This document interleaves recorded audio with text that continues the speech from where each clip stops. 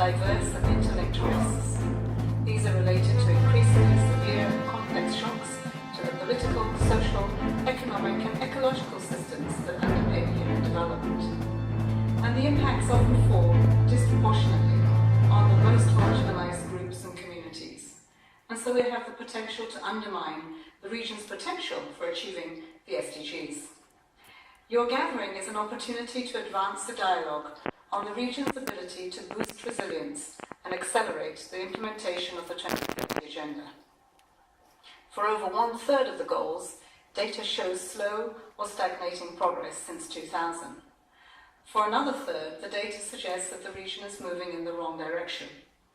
The region is on the right path for only 1/3 of the goals. In getting to the transformation we need, we have to emphasize the totality of the SDGs rather than the individual goals, given the integrated and cross-cutting nature of this framework. The Secretary-General and I attach great importance to the regional perspective of this work, and we count on your commitment to building more resilient societies and a better future for all.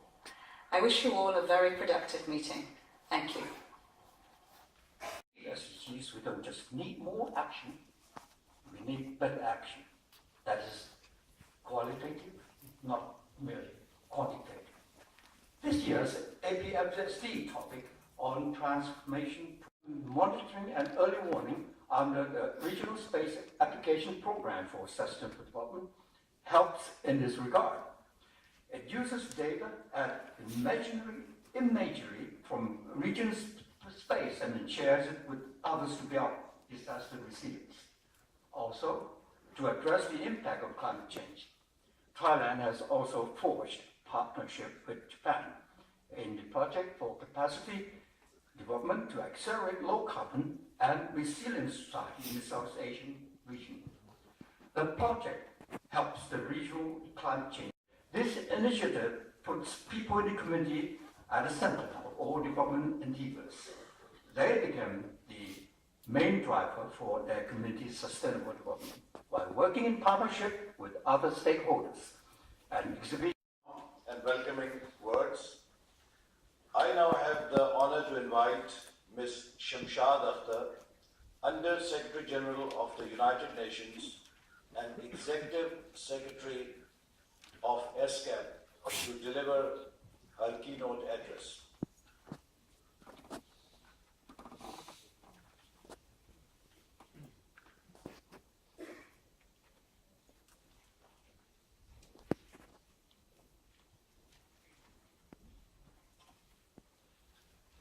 Your Excellency, is this working? Okay. Your Excellency, Minister of Foreign Affairs of Thailand, our gracious host, thank you for recognizing the work of ESCAP on sustainable development, and thank you for outlining rich initiatives of your country to promote sustainable development.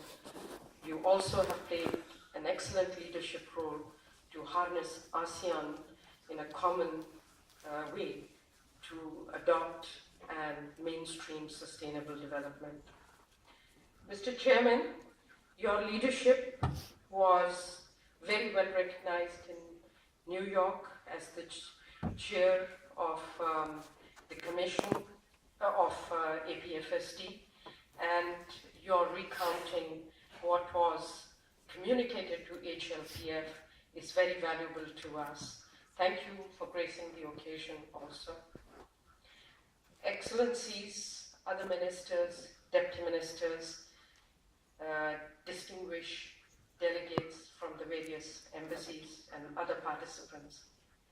Welcome to the 5th Asia-Pacific Forum on Sustainable Development, for short called the APFSD. In its 5th year, this is a mature platform, fully institutionalized and an airport. What's this? How do you call that? A runway. Yes. And they did not know that that was being planned until they were searching, because when they do the national index, the national questionnaire, you look into policies, programs, etc. And then they realized that it was actually being planned. So they immediately mobilized the community and had a dialogue. And finally, the government decided to move the runway elsewhere. So I think this, because there's a strong sense of ownership that this is their situation, these are the data they're generating, and it mobilized the community to claim those rights or realize those rights and address the gaps between the recognition of their rights and the realization on the ground. And this Aloha from the Asia Pacific Forum for Sustainable Development. This year in Bangkok is the 5th annual meeting. It's quite significant because this is where people come together prior to the UN high-level political forum that takes place in July. So every spring, every region of the UN hosts regional meetings such as this one. The theme of this one is Transformation for a Resilient and Sustainable Society. The opening day featured high-level representatives from the United Nations at the global and regional level, sharing some of the most important issues facing the region. The other important sessions, though, were also quite significant. There was a high-level panel that featured some success stories by governments, as well as by UN agencies, and also civil society, sharing best practices of what people are doing that then making a difference for peace and our planet. Another important panel that was featured as well was looking at the important issues facing the region, connecting human rights, connecting all of the 17 UN Sustainable Development Goals. But what's probably the most innovative feature of the first day is actually the roundtables. The roundtables focused on the SDGs that were the priorities that have been identified for this year in 2018. I was fortunate enough to attend number 15, focusing on life on land. In this session, it began with a representative from a government ministry, also from a national office of a UN agency, and also an NGO. The three shared what they saw were the most important issues regarding life on land. Then, we actually broke into 5 groups. The interesting thing about that was we analyzed the documents that have been prepared for this meeting. But the best part was in those meetings, you actually had members of governments. We had the local Swedish embassy. We also had the Ministry of Forestry from Korea. We also had indigenous peoples from Indonesia. And together we all looked at the documents. And what we were looking at was the best practices and looking at what should be featured in the plenary that will be shared tomorrow. So I think this was one of the most innovative aspects, because never would you sit at the same table with people from all those different aspects from all different countries and work together to find common solutions on languages, but also to share ideas. And we came up with many different projects and also ways to work together. One part that was highlighted was the work of the Special Rapporteur on Human Rights and the Environment, John Knox, pointing out that for life on land, we have to focus on land tenure, so indigenous people's lands in indigenous hands. We also have to focus on the issue beyond land tenure is contracting campaigns that will actually counter land grabbing, as that will destroy entirely SDG 15.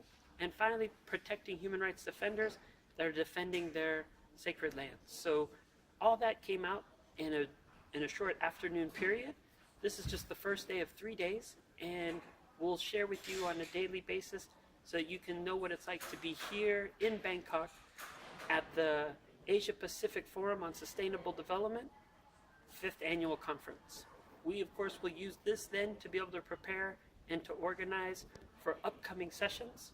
One of the most important ones that I see is the Danish National Human Rights Institution. They're actually going to the next level, where they've connected the 17 Sustainable Goals with the international human rights mechanisms, including the UN Declaration on the Rights of Indigenous Peoples. But what they're going to launch this week is looking at Universal Periodic Review recommendations and connecting those to the 17 goals, the 169 targets and indicators. So it should be an interesting week. People are now meeting at the civil society space under major groups down in the theater at the end of the day, and we're headed there now. Thank you so much. Carling to deliver her remarks.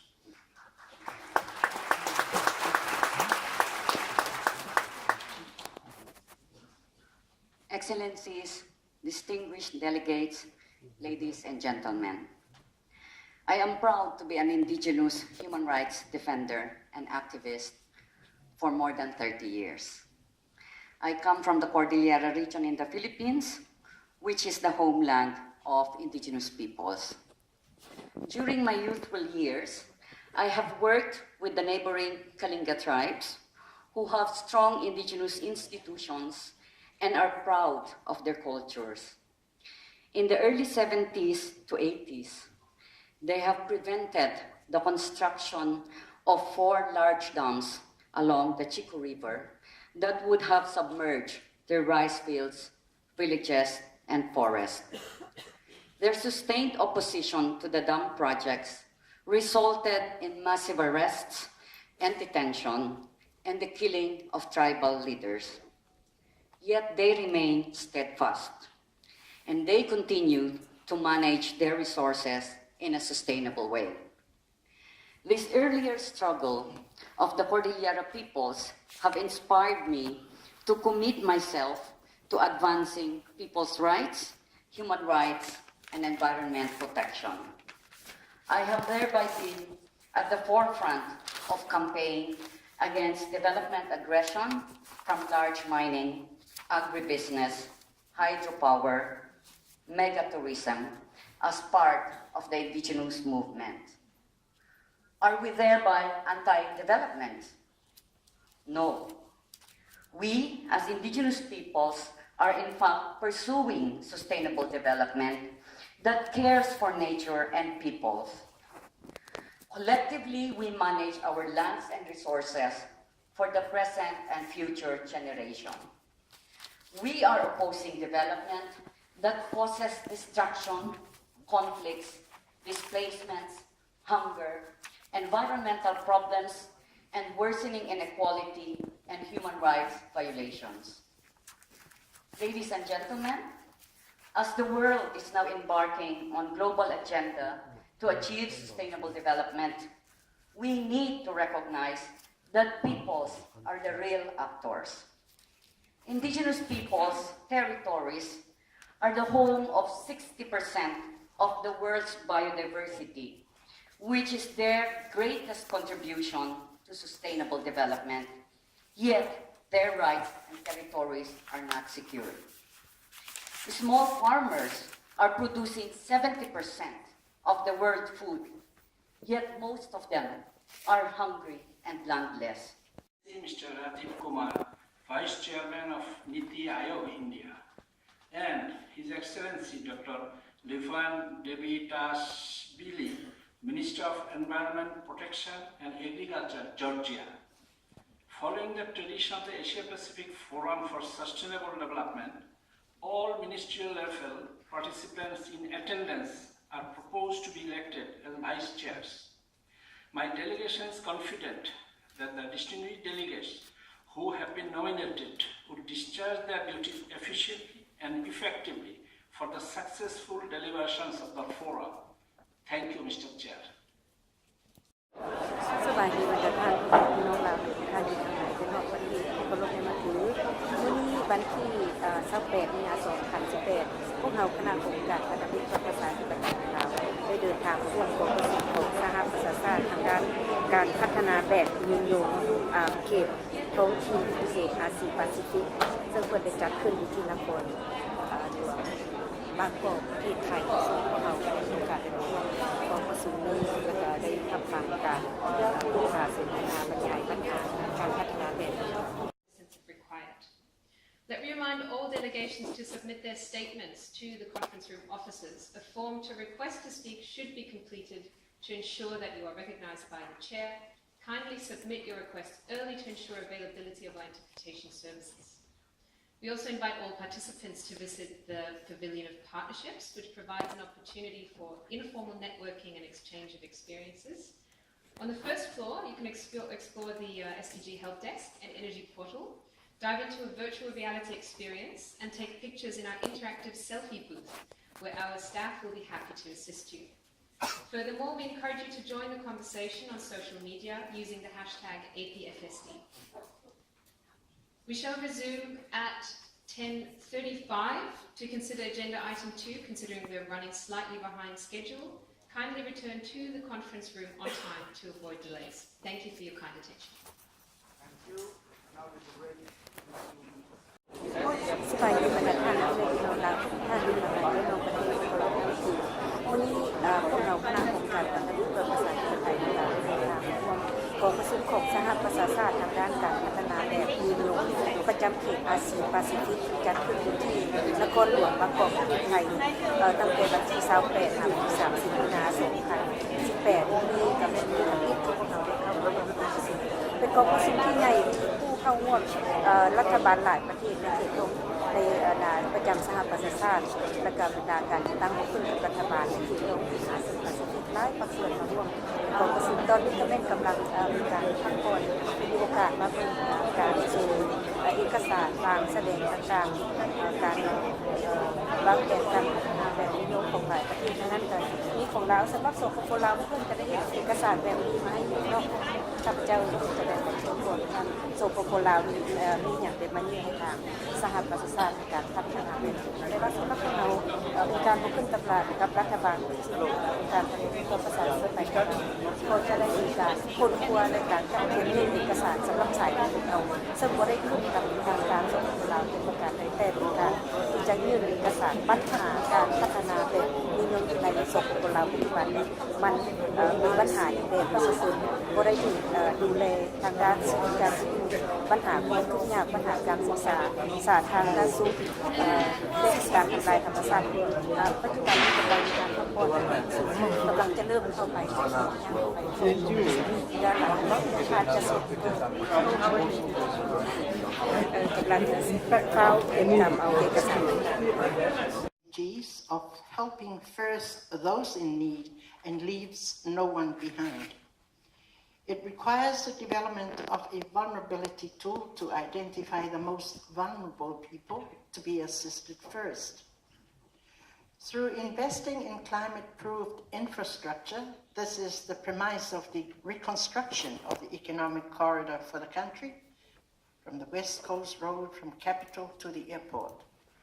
The program does not just involve roads construction. Of the children, because the hygienic leads to the to sort of all sorts of diseases and diarrhea, and that if we can prevent that, then there is this additional impact. Finally, just the last two things I think must be. One is that we've launched from Niti Aayog a national nutrition strategy, and we are focusing there specifically on also risks that affect countries in our regions. This reality was driven home to me personally a few months ago, as I found myself neck deep in water in a hotel in Samoa that had been flooded during the Gita cyclone. I was lucky to find my way out with only a few possessions lost. Too many people in our region are not so lucky. Countries in Asia and the Pacific are already amongst the most vulnerable to natural hazard in the world. A recent ADB report took stock of the best available science on the impacts of the climate change on human system in our regions. It reinforced what we should already know, that unabated climate change will likely result in a 6-degree temperature change, bringing devastating consequences. The region's weather system, agricultural and fishery sectors, land and marine, biodiversity, domestic and regional security, trade, urban development, migration, and also health will all be disrupted. It will pose an existential threat to some countries in the region and crush any hope of achieving sustainable and inclusive development. Building the region's resilience to support the transformations required to support sustainable development has never been more urgent. Second, on the innovative, transformational, and multi-stakeholder platform for engaging the poor, among the women and men among the poor and marginalized towards resilience and sustainability. What are social enterprises? Social enterprises are hybrid organizations that have developed because of the poverty and inequality in many developing countries. They are social mission driven, so they're like NGOs, but unlike the ordinary NGOs, they're wealth creating, so they're like businesses. But unlike ordinary businesses, they distribute the wealth they create among the poor, who are their primary stakeholders. What do we mean by social entrepreneurship? Social entrepreneurship to us could be a multi-stakeholder transformational platform at the country and regional level that could recognize and provide enabling policy and programs for these social enterprises as transformational partners of the poor, could work with civil society, governments, multilateral agencies, and the business sector to scale up impact and towards resilience and sustainability. And in the Philippines, we are happy that the National Economic Development Authority has actually already recognized a bill called Poverty Reduction Through Social Entrepreneurship as a priority bill that is now being deliberated in Congress.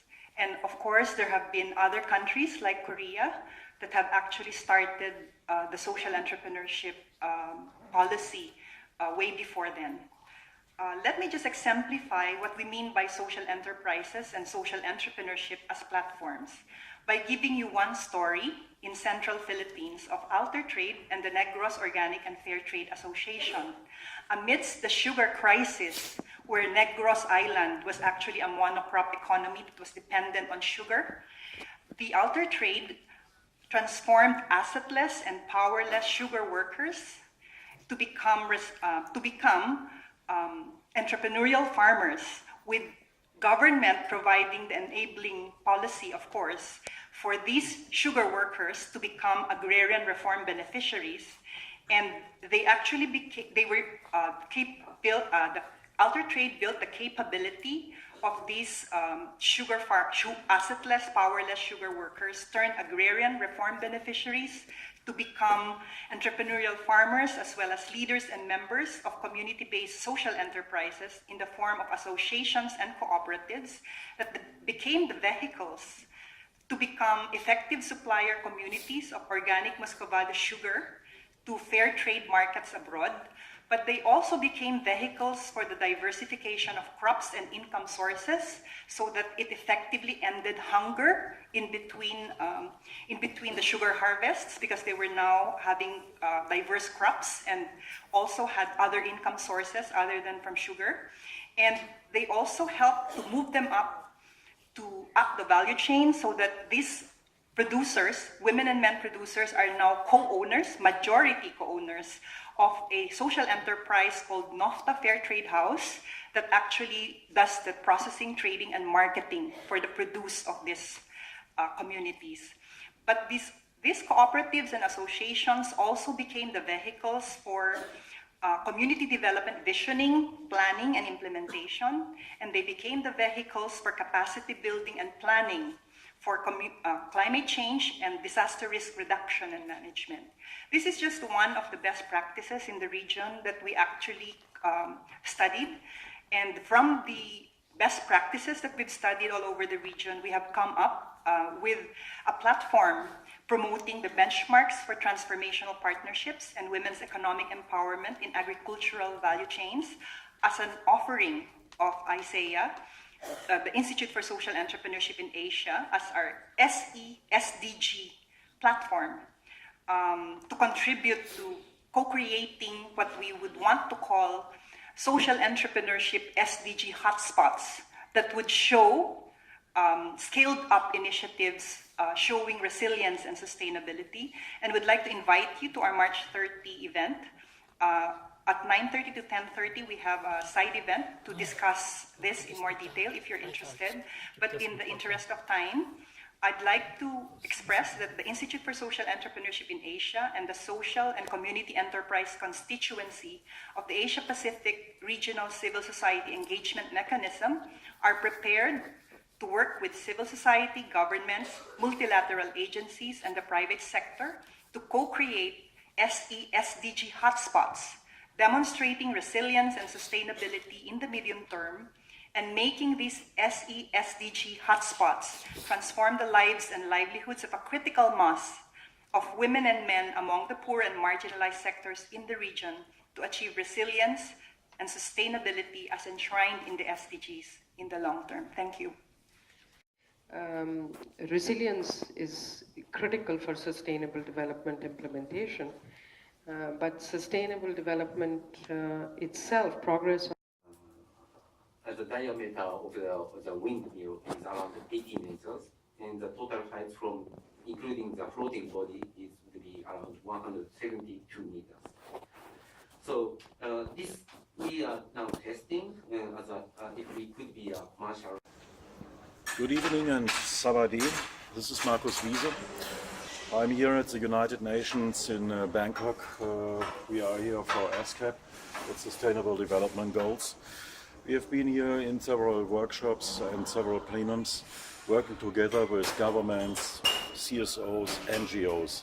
And this is one of the main points. CSOs came together with several governments. For example, we had the government of Sweden here. We have representatives from Korea, from Taiwan, from Japan, from Bangladesh, and something more as well. Thailand. Okay, we are here in Thailand. And this is so amazing. We have worked on the goals for the SDGs, on the real goals and for the solutions. How can we solve the problems? How can we look at the problems and how can you make a strategy for these problems?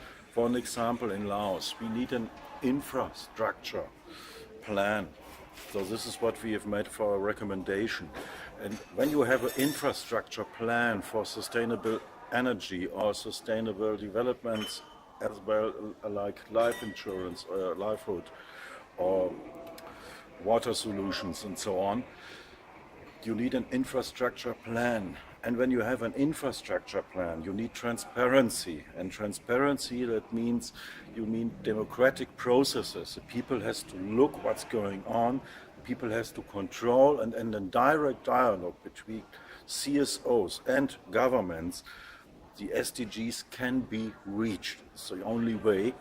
And everybody agrees and everybody says, yes, this must be the right way.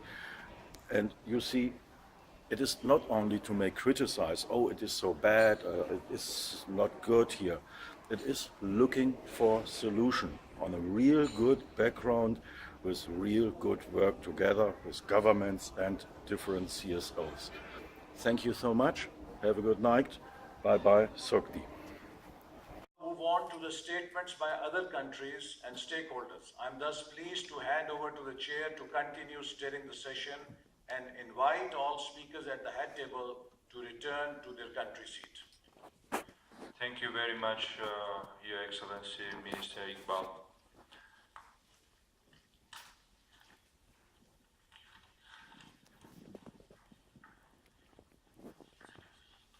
So, Excellencies, distinguished delegates, ladies and gentlemen, I am pleased to invite the distinguished delegates to intervene on agenda item number 2, regional perspectives on the follow-up and review of the 2030 Agenda of Sustainable Development. I will first open the floor to statements from members and associate members and then permanent observers. Once all country statements have been made, I will invite statements from intergovernmental bodies, after which I will open the floor for representatives of UN organizations and specialized agencies, and finally, to designated representatives of civil society, major groups and other stakeholders. I kindly remind delegates to reduce their statements to no longer than 3 minutes length to allow the delegates the opportunity to speak.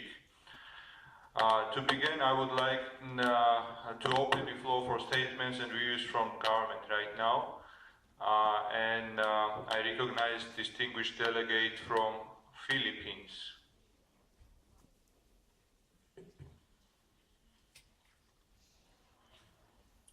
Your Excellencies, ladies and gentlemen, good afternoon.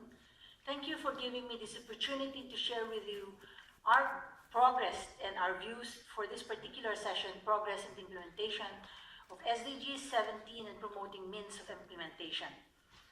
First of all, let me commend the work of the Secretariat and the report that comprehensively analyzed data, availability or unavailability in the region to serve as our basis in further enhancing statistical capacities to measure how we are progressing in meeting the SDGs.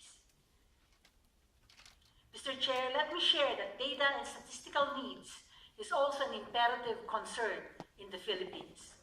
Based on our national assessment and the 244 global SDG indicators, 103 are classified under Tier 1, 59 are under Tier 2, 71 are under Tier 3, and 11 indicators are deemed not applicable to the country.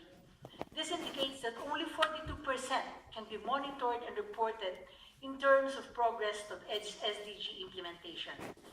Development of methodology and data generation are crucial concerns for Tier 2 and Tier 3 to comprehensively track and review the country's progress. As we all know, the challenge extends beyond these numbers, as many of these indicators require further data disaggregation, example by income, sex, age, race, ethnicity, migratory status, disability, and geographic location. As basis in establishing baselines, developing and implementing targeted policies to address the well-being of the most vulnerable and marginalized population across sectors. We see that more action should be done with the Philippine statistical system to have this data in our midst. And indeed, our Philippine Statistical Authority is in the process of formulating a dedicated chapter on SDGs in the Philippine Statistical Development Program 2018-2023, aimed to provide vital information and support to progress monitoring of the Philippines' achievement of the SDGs. Specifically, PSA will establish a coordination mechanism for SDG monitoring, institute measures to address gaps in Tiers 2 and 3, SDG indicators, harmonize surveys and administrative data, enhance capacity to generate disaggregated statistics, among others. Data from various initiatives of the private sector, civil society organizations, academia, will be requested to enhance data collection.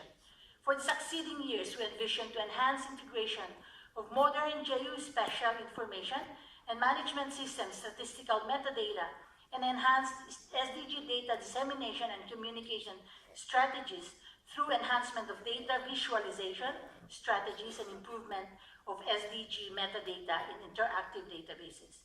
Despite these efforts, there will remain large gaps in data collection and processing against global indicators. In this regard, the need to mobilize financial and technical support are wanting for the development of innovative data collection schemes, especially for those that would represent the more difficult social and environmental dimensions of the SDG. This is not to mention the need to disaggregate and to be more detailed. The current sparse data disaggregation may undermine our common goal to leave no one behind if not given adequate attention. Addressing this challenge of sparse data and missing indicators call for international and regional statistical institutions to provide concrete actions and clear guidance to countries in the development of methodology and standards to guide the collection process and dissemination of statistics and data for compiling these indicators. We encourage the continuous support to countries to not only fill up the data gaps, but also continuously improve on data quality. Accelerated technical and financial support will be needed. Mobilization of national budgets within the framework of national strategies for development of statistics will be one source, but in addition will be the support from donors, development partners to advance SDG implementation and monitoring. We urge, therefore, everyone to scale up partnership and cooperation to improve data ecosystem to inform evidence-based monitoring to fulfill our SDG commitments. Thank you, Mr. Chair. Again, a pleasant day to all colleague member states. Thank you, distinguished delegate from Philippines. And now I invite distinguished delegate from Japan. Aloha. Here we are at the UN Economic, Social, and Cultural Commission for Asia and the Pacific.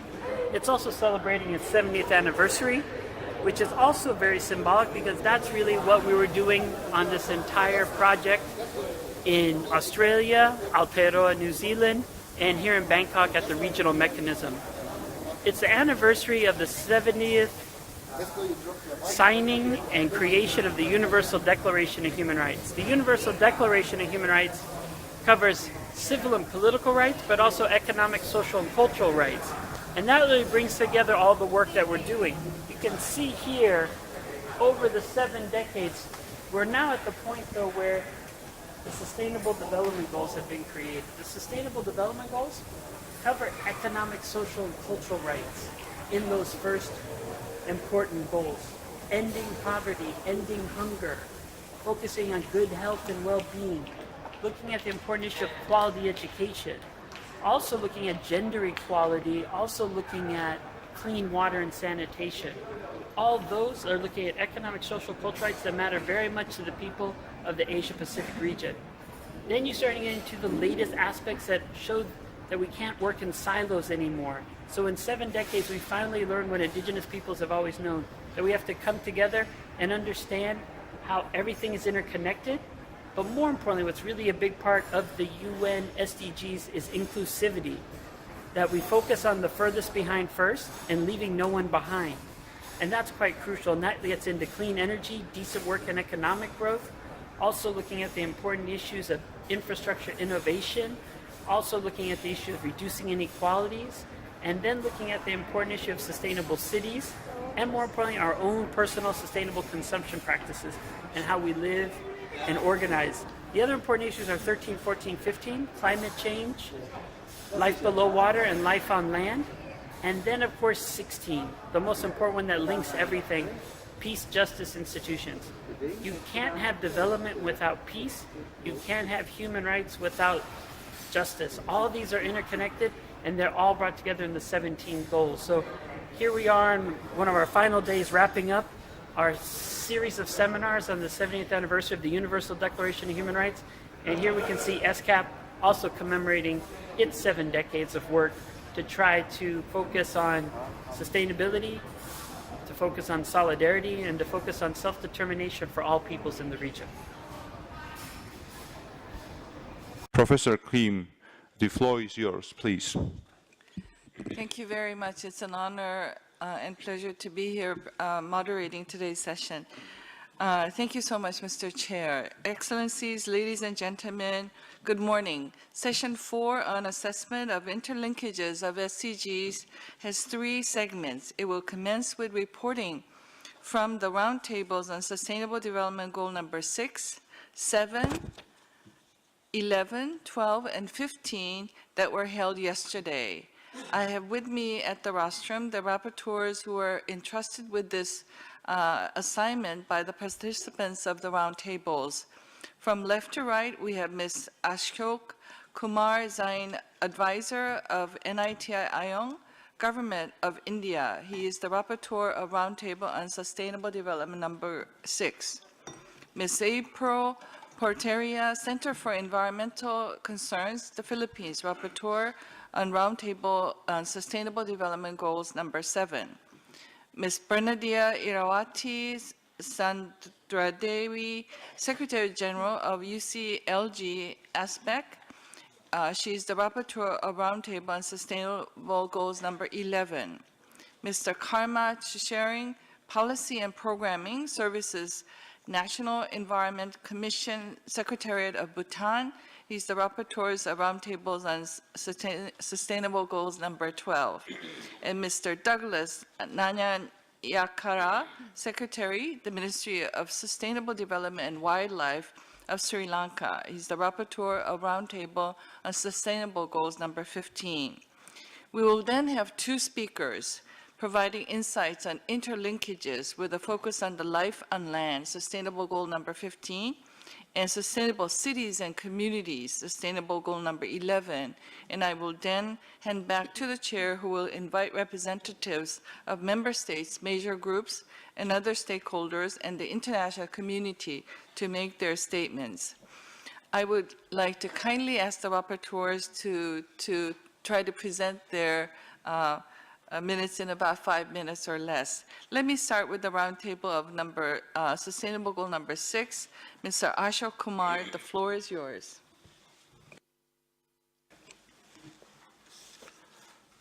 Mr. Chairperson, Your Excellencies, distinguished delegates, it's my pleasure to report back from the roundtable and Sustainable Development Goal number 6 on clean water and sanitation that was held yesterday.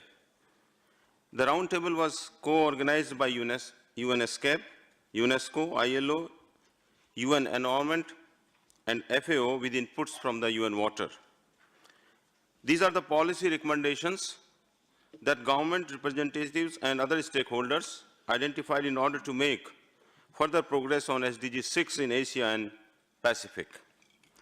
Asia and Pacific has made some progress towards achieving Sustainable Development Goal 6 on water. However, the region needs to accelerate its efforts across all the sectors to ensure the availability and sustainable management of water and sanitation for all by 2030. Acceleration can be supported by encouraging policy coherence and intersectoral coordination within and between the countries by enhancing synergies and minimizing trade-offs between sectors and goals. Water resource management within and across the countries needs further attention and requires implementation of existing policies and laws in the water sector, supported by monitoring and accountability schemes. More efforts should be made to ensure just and equitable access to water and sanitation for all, with a particular focus on women and children and the poor. Given that region faces serious scarcity issues with the lowest per capita water availability in the world, the region needs to improve and stimulate management of recycled water and other sources of water such as rainwater as a valuable resource. Governments need to design better incentives and systems to assure compliance for water management and sanitation, and stronger policies to fully eliminate water pollution. Good practices like raising awareness and promoting clean water and sanitation in relation to human rights and human health, and in the world of work, should be actively promoted. Strong attention should be paid to water-related innovations and promotion of green jobs across the countries. But it is also important to promote existing technologies that can be applied in the new sectors or new settings. All of these can only be achieved by promoting and ensuring wider participation of local stakeholders, including women, children, indigenous communities, and other valuable groups. I thank you once again. Thank you very much for keeping the time, but also providing a very powerful message about not to leave no one behind with sustainable development goals as it regards to water and sanitation. Now, I would like to turn to Ms. April Porteria, Rapporteur for Sustainable Goal number 7, Affordable and Clean Energy. The floor is yours. Mr. Chairperson, Your Excellencies, distinguished delegates, it is my pleasure to report back from the Roundtable on Sustainable Development Goal 7 on affordable and clean energy that was held yesterday. The Roundtable was co-organized by ESCAP, UN Environment, UNDP, and ADB. These are the policy recommendations that the government representatives and other stakeholders identified in order to make further progress on SDG 7 in Asia and the Pacific. Achievement of universal access to energy will require additional efforts and the collaboration of all stakeholders, including governments, private sector, and the civil society. Platforms for raising awareness need to be created, and the roles of the stakeholders must be efficiently coordinated to achieve coherent actions and provide multi-stakeholder dialogue to enable improvements in the SDG 7 implementation and engage international development partners where needed. Issues of quality and reliability of energy access and availability of reliable data for monitoring need to be promptly tackled by the policymakers. National targets for clean cooking fuels and technologies should be established, and clean cooking and development on renewable energy sources must be better integrated into energy policy frameworks, taking in consideration specific cultural differences among member states. Efforts at promoting affordable and accessible renewable sources need to be urgently undertaken in order to address environmental sustainability and air pollution. Energy efficiency measures are urgent in social and public services such as transport, industry, and building sectors, and require full support through subsidies from national governments. To facilitate renewable energy and energy efficiency expansion, member states need to address existing policy barriers such as monopolistic utility positions and the lack of regulation of energy prices. With the support of ESCAP and other relevant regional institutions, member states need to develop an intergovernmental mechanism to promote equitable cross-border electricity power trade and connectivity as one of the building blocks to attain sustainable development. International energy cooperation efforts to deploy publicly available innovative technologies along with its safeguards need to be enhanced among the member states. Energy sector reform is needed to move from vertically integrated energy systems to more integrated approaches that encourage local production and state regulation in distribution and transmission, and therefore improve affordability and increase resilience to blackouts. Policy-making processes and governance should be made more transparent through appropriate control and monitoring mechanisms as well as enhanced public participation. Energy policies need to respond to the needs of the local communities and stimulate sustainable energy projects. Small renewable energy projects are resource efficient, environmentally sustainable, and could stimulate economic growth and provide jobs and need promotion across the region. Close linkages between water, food, and energy require a suitably integrated approach to ensure water and food security as well as sustainable agriculture and energy production. Thank you. Thank you very much for that clear presentation. It's very clear that the Sustainable Development Goals are to be indivisible and there are strong interlinkages. So we hope to seek not just where we can find synergy, but to also reduce bottlenecks and trade-offs. So I hope we can look for ways to enhance the interlinkages for sustainable goals. Now I would like to turn to Ms. Bernadilla Eroatis and Dewi reporting on SDG goal number 11, Sustainable Cities and Communities. The floor is yours. Thank you, Madam Moderator, Mr. Chair, Your Excellencies, distinguished delegates, very good morning, Sawadika. It's my great pleasure to report back from the roundtable on SDGs number 11, which is on make cities and human settlements inclusive, safe, resilient, and sustainable. The roundtable was organized by ESCAP together with UN Habitat, with input from UNDP, FAO, and other members of UN family. Actually, the room was packed yesterday. Asia-Pacific countries need to accelerate progress against SDGs 11 by empowering local governments and community groups to deliver against this goal in an integrated fashion across all SDGs and a global sustainable agenda. While it has been estimated that 65% of the total SDG targets need to be delivered by local authorities and actors, this is not matched with requisite decision-making authority required to drive local implementation of SDG 11 and all urban-related targets. Our further efforts to build an enabling environment and policy coherence across different spheres of governments for stronger progress against this goal should include the following recommendations. 1, national government partnerships with the local and regional governments and their communities in implementing and operationalizing SDG 11 should be enhanced, and greater decentralization of function to local authorities to support their effort to deliver SDG 11 on the ground should specifically focus on deepening fiscal devolution processes to address the issue of unfunded mandates, which is hindering progress against this goal.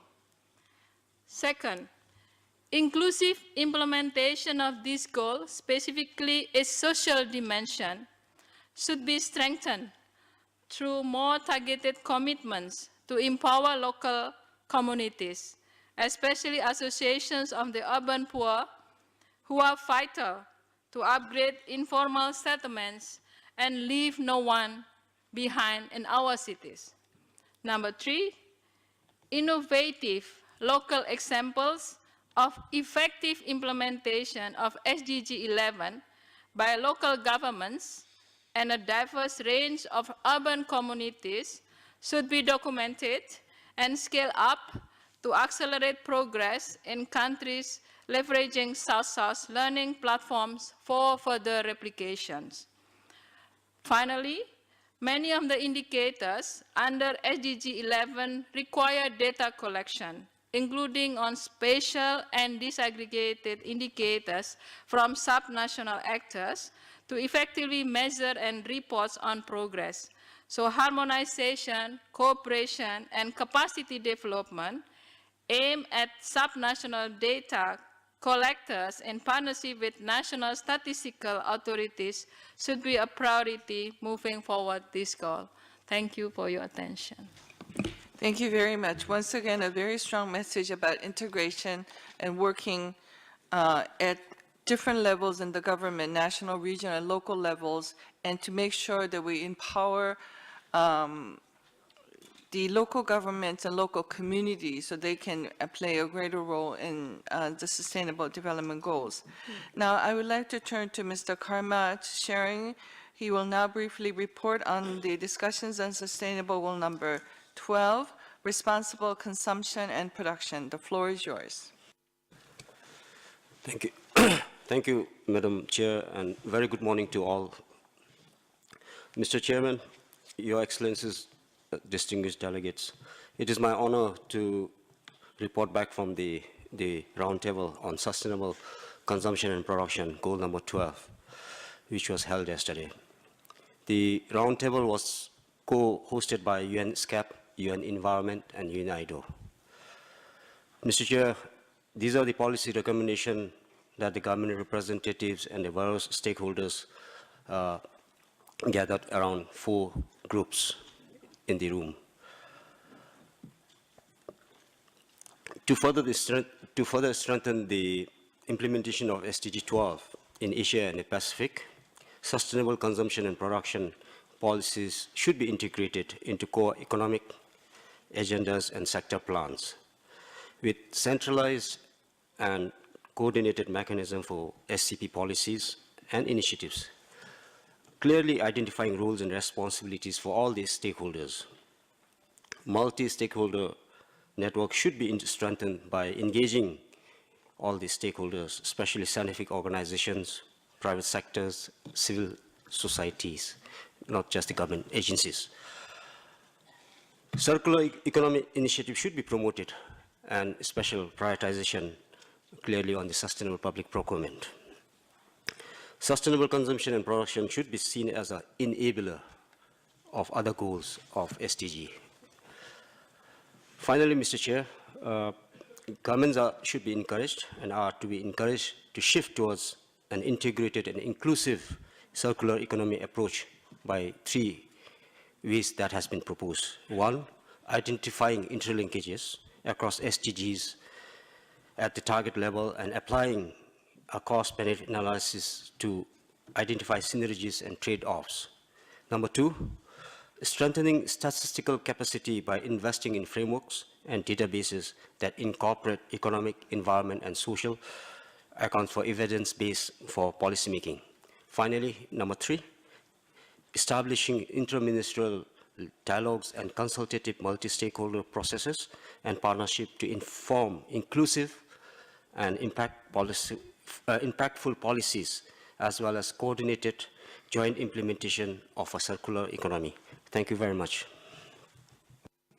Thank you very much for your presentation. Once again, we hear that responsible consumption and production is the one that links the people in the developed world and the developing countries. So this is very critical, as we see in the Global Sustainable Development Report 2019 writing team. We find that sustainable goal number 12 is the one that would be critical in reducing the inequality that we see between countries and within countries. So I appreciate your presentation greatly. Now let me turn to Mr. Douglas Nanyanyakara, reporting on sustainable goal number 15, which is life on land. The floor is yours. Thank you very much. Mr. Chairperson, Your Excellencies, distinguished delegates, it is my pleasure to report back from the roundtable on Sustainable Development Goal 15 on life on land that was held yesterday. The roundtable was co-organized by ESCAP, UN Environment, UNDP and FAO, with inputs from the One Planet Network. These are the policy recommendations that government representatives and other stakeholders identified in order to make further progress on SDG 15 in Asia and the Pacific. 1. Integrated data systems that supports ecosystem-based management, integrating information from diverse sources, including community, indigenous and traditional knowledge. 2. Engagement across sectors and stakeholders, in particular with local communities and indigenous people. 3. Strengthened governance approaches and effective laws to promote participation, clarify land tenure arrangement, enforce the rights of indigenous people and environmental defenders, support ecosystem-based management approaches and social impact assessment, and recognize the intrinsic rights of nature. 4. Diversification of financing and linking this with strengthened improvements in governance and management approach. 5. Achieving land degradation neutrality, and 6. Strengthening regional cooperation, including through implementing the outcomes of the Asia-Pacific Ministerial Summit on the NOEM Environment 2017. Given the vital importance of biodiversity and ecosystem services for human survival and well-being, effective mainstreaming biodiversity across government sectors, it is essential for conservation to urgently mainstream biodiversity conservation into decision-making, including by the Ministries of Finance, Agriculture, Infrastructure, Planning, Tourism and Education, amongst others. This could be done by working in partnerships and adopting an integrated and evidence-based approach to sustainable development, planning and implementation, taking into account the links, synergies and the trade-offs between SDG 15 and other SDGs, such as SDG number 1 on poverty, SDG number 2, zero hunger, SDG 3, good health and well-being, SDG 5, gender equality, SDG 6, clean water and sanitation, SDG 8, decent work and economic growth, SDG 12, sustainable consumption and production, and SDG 13, climate action. Thank you very much. Thank you very much for your presentation. It reinforces what we have heard throughout the rapporteur's reports, that the Sustainable Development Goals should be understood as integrated, indivisible goals, and there are great interlinkages that we should take advantage of. So the synergies or co-benefits to be enhanced while we try to reduce some of the tension between some of the goals as we see. Once again, we heard the strong need for coordination and cooperation among government ministries and at different levels of government, respect for the notion of biodiversity for people and the planet, and respect for the indigenous people and their traditional knowledge. In this age of the fourth industrial revolution, where we're talking about scientific and technological advances, we should not also forget the indigenous knowledge and technology that will be really critical for us as we move forward in harmony with nature. So I thank you very much for the presentations. Now I would like to move to the two experts on the importance of addressing the Sustainable Development Goals in an interlinked, integrated, and holistic manner. I'm very pleased to introduce the first speaker, Ms. Carol Ann Barkia. She's the Asia Pacific Regional Representative of the International Forestry Students Association, IFSA. She will speak on the importance of preserving natural ecosystems and their services as a basis to achieve transformation towards sustainable and resilient society from the perspective of a young academic. You have 10 minutes, Ms. Carol Ann Bakia. Hello. Yes, thank you, Madam. Your Excellencies, distinguished delegates, greetings. Not everyone is born lucky. In fact, a great part of the society doesn't realize how lucky they really are. I, for one, have times where I question the equality in life. Why are they born with silver spoons in their mouth? What did these people do to deserve and experience these hardships in life? I am now working at the Department of Environment and Natural Resources in the Philippines, following the footsteps of my mother as a lady forester. At the same time, I am also responsible for the International Forestry Students Association, specifically for the Asia-Pacific region, an organization of young people aimed to connect, empower, and educate forest science students, and responsible for the implementation of 2030 Agenda on Sustainable Development.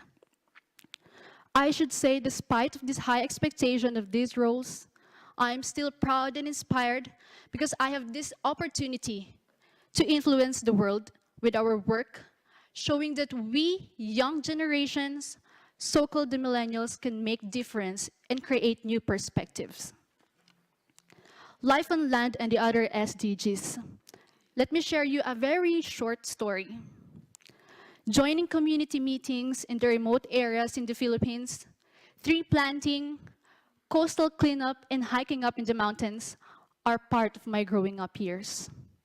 To my young mind, I thought these are all just normal for everyone to be involved in, because according to my mother, our forest, coastal areas, and seas needs a big help, especially for the young generations. My mother is a very passionate forester. Together with my father, they raised us, my siblings, to be conscious of our actions to not harm the environment. It has always been a very striking moment for me to see the informal settlers and the people begging for food and money as I walk every morning along the sidewalks going to work. I don't miss the chance to see men, women, or even children starting their day, same with me, but without good sleep, bath, and breakfast. They start their day by begging for food and money to eat and survive. This clearly shows that life on land isn't equal to all. But there are also other impressing environmental problems like climate change, waste problems, and forest degradation. To date, statistics shows that the rate of forest loss in the world is rapidly increasing every year. Tons of garbage and toxic waste are thrown in seas every hour. Historical carbon emissions at the rate of 79% by developed countries, while the global population has an increase of 1.1% every year. Many scholars, scientists, and specialists have their own hypotheses, theories, and these are shared for the academics and some extent enacted into good laws and address the balance between human needs and wants versus the natural resources consumptions, consideration the political and economic factors. We young people will not attempt to reinvent the wheel, but perhaps it is important to focus on why things is not working and how it will be repaired given those theories and policies. But the real question is, what can we do? Have we done something to protect the environment, or are we making it worse? Think about it. We're all aware the majority of the people depend on forest and natural ecosystem, food, water, clothing, air, energy, materials for production, all necessities in order to survive. These are all accessible to most of us, but still many of us lack the opportunity to access this due to many hindrances. This is where sustainable development goals and goal of action to achieve comes into play. As cited in the United Nations Development Program report about land degradation, we are seeing unprecedented land degradation and loss of arable lands 30 to 35 times the historical rate. Drought and desertification is also in a rise each year, amounting to the loss of 12 million hectares and affects poor communities globally. Out of 8,300 animal breeds known, 8% are extinct, and 22% are risk of extinction. Life on land matters simply because life is given to us to sustainable use all resources available without compromising the needs of the future generation. Life on land is important because consumption should not exceed the value of production, which clearly shows that we should use wisely our natural resources. Forests are also linked to cultures of different countries, as it is the source of spiritual values, religious beliefs, and traditional teachings. Forests are also important for leisure, and recreation as another form of relaxation in nature, and forests heal us from stresses and frustrations. Beyond all, the integrated implementation of SDG 15 and the rest of the 16 SDGs will provide various options on how to deal with the negative impacts on forests, which contribute to most of our needs. Forests are the skeleton of our planet Earth. As what our President Salina Abraham once said, forests are the quintessential global commons and the backbones of resilient ecosystem. Forest products create livelihood by producing income-generating opportunities to its rural and urban communities. They provide home and shelter for us and most of the world's biodiversity. They provide protection in order to mitigate climate change and by securing proper nutrient and water transport and storage among its subordinates. Sustainable management of forests can provide pathways to address zero hunger, good health, well-being, affordable and clean energy, no poverty, gender equality, and among others. But what is the moral story of this? All the components in the ecosystem are linked together so that we can work together. When one fails to function, the others are affected.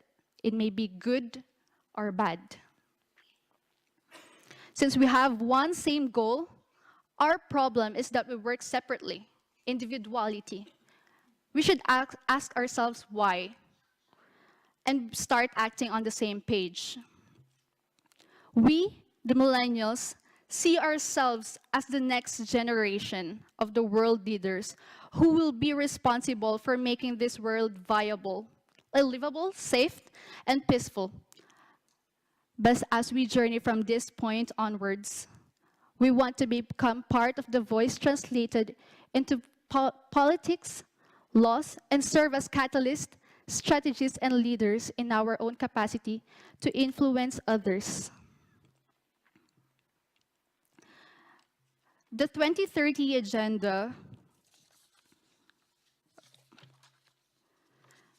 what can we do to sustainably manage our forest, combat desertification, reverse land degradation, and halt biodiversity loss in order to have resilient ecosystem? I am leaving you with SBG. S, start with yourself, and B, the start of change. B, be educated, learn and be aware of what is the status of our environment. G, get involved by spreading awareness, supporting others in your communities. The key to our own survival is protecting our home. This message is not just call for us foresters, but a message for the whole world. This is for everyone who, like me, are blessed and privileged to have the earth, our home, and environment, and all its resources around us. As a millennial youth and a forester, I would like to assure you that we will work with the commitment and passion for achieving the best for our communities by reconnecting, breaking down barricades, and supporting innovating movements towards sustainable management of ecosystem for the well-being of all. This is what IFSA envisions for achieving the 2030 Agenda for Sustainable Development. Thank you, everyone.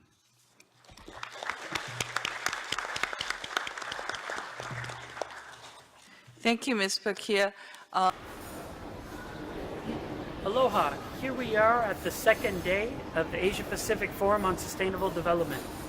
What was quite important about today was the beginning of the meeting. The different roundtables that were operating in working groups had representatives share the results of the conversations. So you could actually see when you voiced your opinion the night before, the issue of land tenure was raised on the SDG 15. Also the issue on transparency, but also the important issue of human rights in the environment and protecting human rights defenders who are protecting their indigenous lands from activities such as illegal logging as well as dams.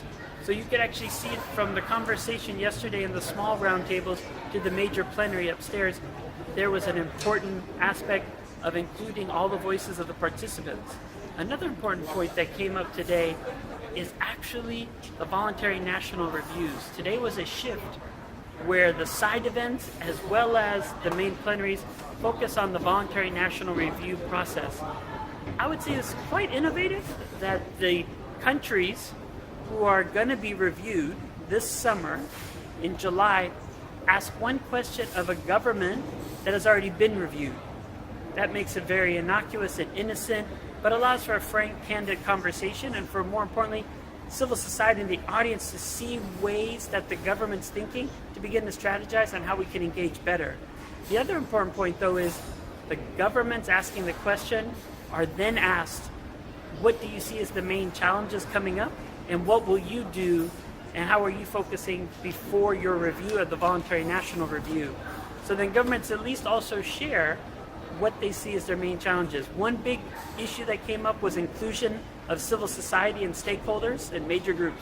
We believe this is very important. Some countries is more challenging than others. Bhutan only has 50 NGOs in the entire society, so it's much easier to engage. We think it's very important, though, to look at all the challenges of all the people. Kiribati will be the only Pacific Island country to be reviewed, but their country is mainly islands the size of the United States spread across the Pacific, so it's hard for them to meet with all the civil society.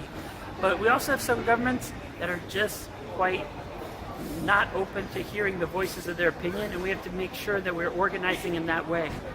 Two side events looking at that important challenge was one, the roadmaps that are being created, the Asia roadmap, the Asia Pacific roadmap, the Pacific roadmap, are all looking at promising practices on how voluntary national reviews can go well, but more importantly, how we can move towards implementation of the global goals.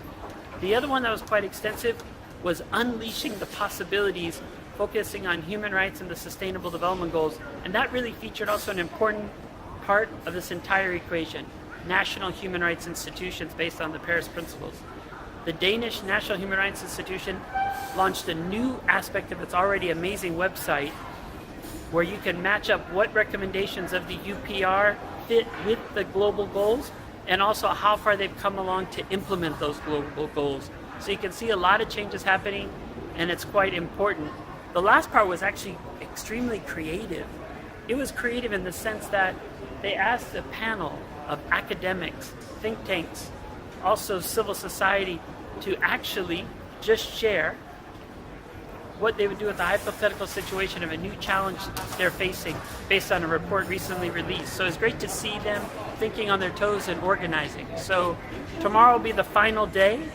At that final day, there'll be an adoption of the report. But what is important is it is a great preparatory space for civil society to come and be able to prepare a couple of months before turning in their final report, and also making sure that the information regarding what's so important at the ground level is actually featured in the voluntary national review. So that's us leaving from the 5th Asia Pacific Forum on Sustainable Development, and now is one more release of another report. Malavia Makapa.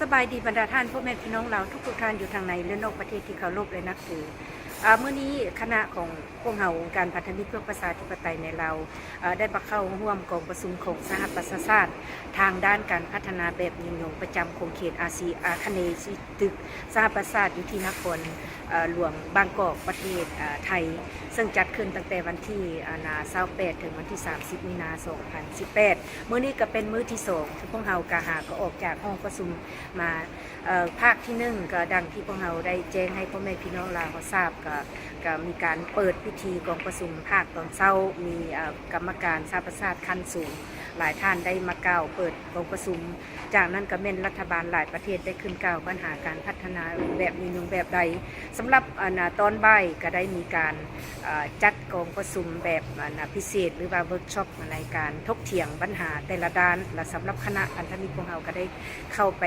เกี่ยวข้องหรือว่าไปถกเถียงปัญหากองประชุมเรื่องทางด้านพลังงานและก็ทางด้านการยึดที่ดินของประชาชนเนาะสองด้านที่พวกเราได้เข้าสนทนาและตอนเช้าของมื้อนี้ก็แม่นว่าได้มีการมาสรุปการกองประชุมภาคพิเศษภาคเวิร์กช็อปมีผลออกมาแล้วปัจจุบันนี้พวกเราก็ตอนเช้าต่อมาก็มีการกล่าวถึงปัญหาการพัฒนาแบบยืนยงแต่ละประเทศดังนั้นก็มีกรรมการสหประชาชาติด้านการพัฒนาเกี่ยวข้องกับเราเพิ่นก็ได้มากล่าวแผนการเคลื่อนไหวการพัฒนาแบบยืนยงที่ว่าสหประชาชาติเพิ่นจะจัดขึ้นอยู่ที่นครนิวยอร์กในเดือน7ปีนี้สรุปรวมแล้วกองประชุมสหประชาชาติครั้งนี้นี่ก็มีทางการส่งของเราก็มาร่วมคือกันแต่สังเกตเห็นว่าบ่เห็นผู้ใดขึ้นกล่าวปัญหาอย่างเบิดในกองประชุมดังกล่าวสำหรับพวกเราข้าพเจ้าเองและทีมงานก็ได้เข้าร่วมกองประชุมไซต์อีเวนต์หลายภาคส่วนก็มีโอกาสได้ถกเถียงปัญหาการพัฒนาแบบยืนยงปัญหาการละเมิดสิทธิมนุษย์ปัญหาที่มันเกิดขึ้นอยู่ในลาวให้ที่ประชุมทราบพิเศษสุดเนาะในระยะพักผ่อนระยะเวลาบ้างพวกเราก็ได้พบกับเจ้าหน้าที่กรรมการสหประชาชาติผู้สำคัญนับทางผู้ที่รับผิดชอบประจำปัญหาของเราเกี่ยวกับการด้านพัฒนาพวกเราก็ได้อบรมศึกษาวิธีการเคลื่อนไหวเรียกงานร่วมกันแบบใดนอกจากนั้นก็ได้พบกับผู้ตั้งหน้าขององค์การ NGO กับทูตประเทศที่สำคัญพิเศษสุดที่ก็ได้เข้าร่วมกองประชุมไซต์อีเวนต์ของรัฐบาลประเทศเดนมาร์กถึงว่าเพิ่นก็มีสถาบันด้านสิทธิมนุษย์จัดกองประชุมไซต์อีเวนต์อยู่ทางข้างกองประชุมใหญ่ซึ่งว่าก็ได้มีการถกเถียงปัญหาการแก้ไขปัญหาการละเมิดสิทธิมนุษย์แบบใดจึงจะมีการแก้ไขการพัฒนาแบบนิยมให้มันได้รับผลสำเร็จเนาะแล้วก็นอกจากนั้นก็แม่นยังมีการกองประชุมที่เพิ่มได้มีการถกเถียงปัญหาที่เป็นเนิ่นหลายประเทศก็ได้กล่าวถึงการพัฒนาแบบนิยมว่าจะแก้ไขปัญหาแต่ละด้านแบบใดสรุปรวมแล้วปัญหาการพัฒนาแบบยืนยงนี้จะต้องมีการแก้ไขปัญหาละเมิดสิทธิมนุษย์และการพัฒนาแบบยืนยงแม่นประตูสำคัญให้แก่ประชาชนแต่ละประเทศที่จะเข้าไปนำเอาข้อมูลที่ประชาชนถือกดขี่ปัญหาต่างๆนี้เข้ามายื่นแก่สหประชาชาติเพื่อหาทางแก้ไขปัญหาแต่ละประเทศให้มีการพัฒนาแบบยืนยงให้ประชาชนอยู่ดีมีสุขปราศจากความทุกข์จนปราศจากการกดขี่ทั้งหมดอันนี้เป็นการเข้ามาร่วมกองประชุมสหประชาชาติที่นครหลวงบางกอกพวกเรามีหน้าที่อย่างไรปัจจุบันนี้คนลาวพวกเราโดยเฉพาะอยู่ในประเทศอันหน้าที่สำคัญที่สุดแม่นพวกเราจะต้องตั้งอกตั้งใจเก็บกำข้อมูลอยู่ในแต่ละบ้านแต่ละเมืองแต่ละแข่งเฮ็ดเป็นสถิติยื่นให้ทางสหประชาชาติว่าแต่ละบ้านแต่ละเมืองแต่ละแข่งมีปัญหาอย่างใดมีโรงเรียนแบบใดขาดเขินอย่างใดต้องมีการพัฒนาอย่างใดเพิ่มขึ้นหนทางเป็นแบบใดโรงเรียนเป็นแบบใดโรงหมอเป็นแบบใดสิทธิทางด้านการเมืองเป็นแบบใดสิทธิทางด้านความยุติธรรมเป็นแบบใดปัญหาสภาพแวดล้อมแบบใดปัญหาที่เกิดขึ้นอยู่ในเราทั้งหมดพวกเรามีหน้าที่ที่จะต้องเก็บกำข้อมูลให้เป็นเอกสารที่แน่นอนยื่นให้ทางกรรมการสหประชาชาติครับขอขอบใจ